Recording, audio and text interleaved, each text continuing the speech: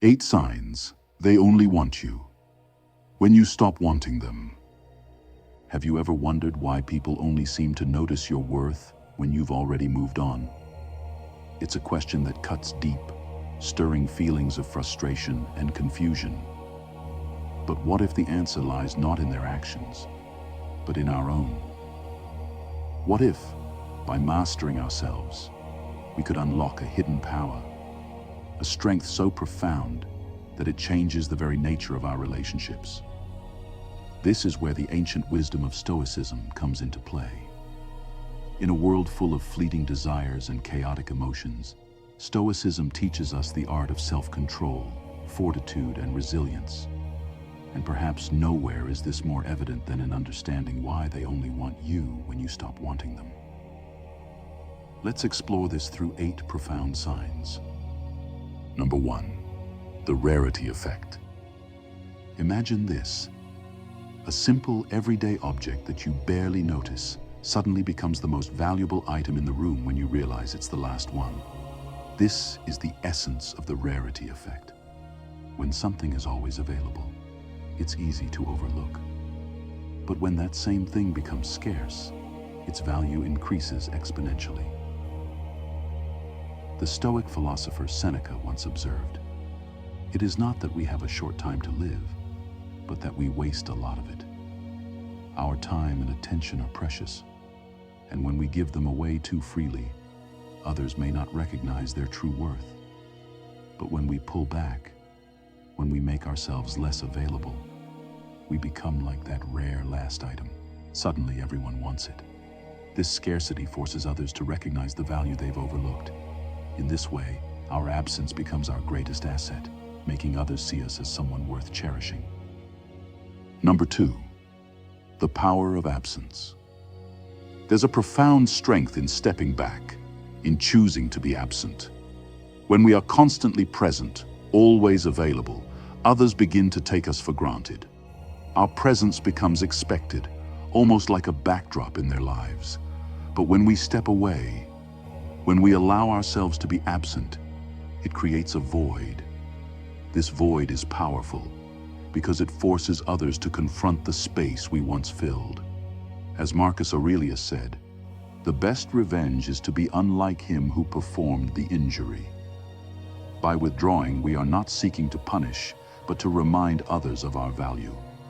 Our absence makes them realize what they've lost. It's not about playing games. It's about valuing ourselves enough to not be constantly at someone's beck and call. In that space, we allow them to see our worth, often leading them to crave the presence they once took for granted. Number 3, the magnetism of self-growth. When we focus on our own growth, we transform ourselves in ways that naturally attract others. It's not just about physical or material success, but a deeper, more profound evolution. Growth in wisdom, character, and resilience, all core principles of Stoicism, creates a magnetic pull. Marcus Aurelius once advised, "Waste no more time arguing about what a good man should be. Be one." When we embody this, when we focus on becoming the best version of ourselves, something remarkable happens. Others begin to take notice. They see the positive changes, the confidence that comes from self-improvement, and they can't help but be drawn to it. This magnetism is not about seeking validation, but about becoming a person of substance, a person who others naturally want to be around.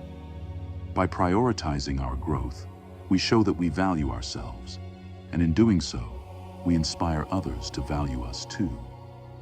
Number 4, reclaiming your power. In every relationship, there exists a balance of power. Often, we give away our power unknowingly by chasing after those who do not appreciate us or by constantly seeking their approval. But there comes a time when we must reclaim our power, not to dominate others, but to restore balance within ourselves. Epictetus, a Stoic philosopher, taught, "No man is free who is not master of himself." To reclaim our power is to master ourselves, to stop chasing and start focusing on our own needs, desires, and growth. When we do this, the dynamic shifts. No longer are we the ones bending over backward to please others. Instead, they begin to realize our worth and seek our approval. This shift is not about control, but about self-respect. By reclaiming our power, we remind others and ourselves that we are valuable, independent individuals, deserving of mutual respect and admiration. Number 5, the allure of independence. Independence is one of the most captivating qualities a person can possess. When we are independent, we show the world that we do not rely on anyone else for our happiness or fulfillment. Seneca once said, "He who is brave is free." This bravery, this freedom is the essence of independence. When we live in harmony with ourselves, when we are content and confident in our own company, others can't help but be drawn to us. This allure of independence comes from the quiet strength it radiates. We are no longer seeking approval or validation from others. Instead, we are focused on our own journey, our own growth. This self-assuredness makes us incredibly attractive, not because we are aloof or distant, but because we embody a rare and powerful confidence. Independence signals self-worth, and when others see that we value ourselves, they begin to value us more deeply, realizing that they want to be part of our journey, not out of need, but out of genuine admiration. Number 6, the mystery of unpredictability. There is a unique power in being unpredictable, in not always doing what others expect. This unpredictability creates a sense of mystery that is incredibly alluring. When we are no longer predictable, when we stop reacting in ways others have come to expect, we become intriguing.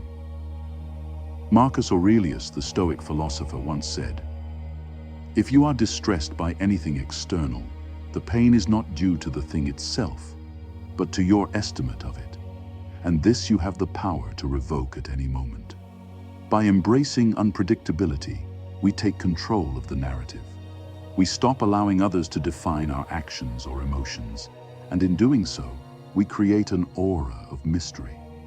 This mystery makes others curious, eager to understand us better, and in that curiosity, they find themselves drawn closer.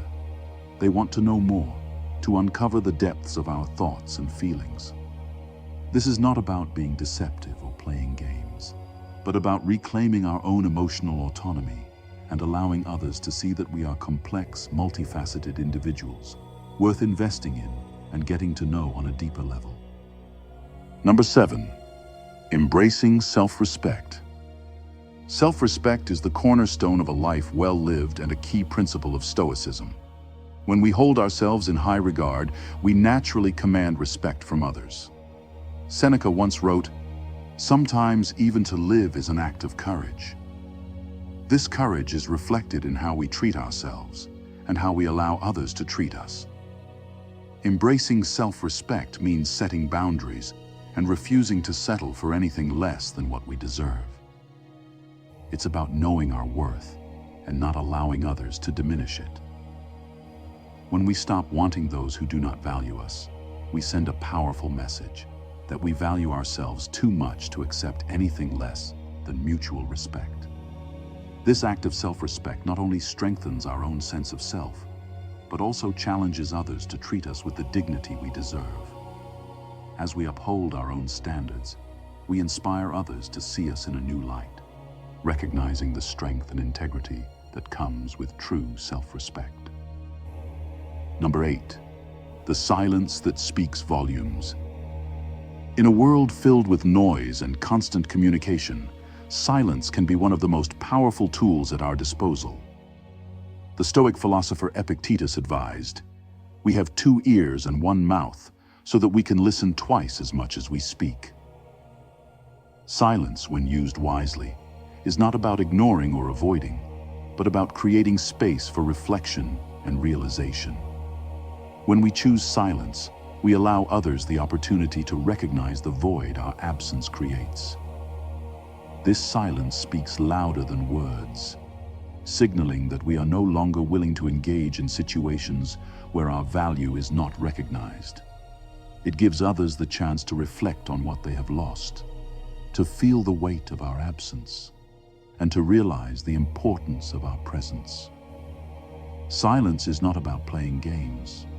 It's about standing firm in our self-worth and allowing others to come to their own realizations. In this quiet space, they may begin to understand the depth of what they took for granted and come to appreciate us more fully. And so, we end not with a farewell, but with a challenge. Will you reclaim your power? Will you stop wanting what does not serve you and start living the life you truly deserve? The choice is yours, and in that choice lies the key to your true strength.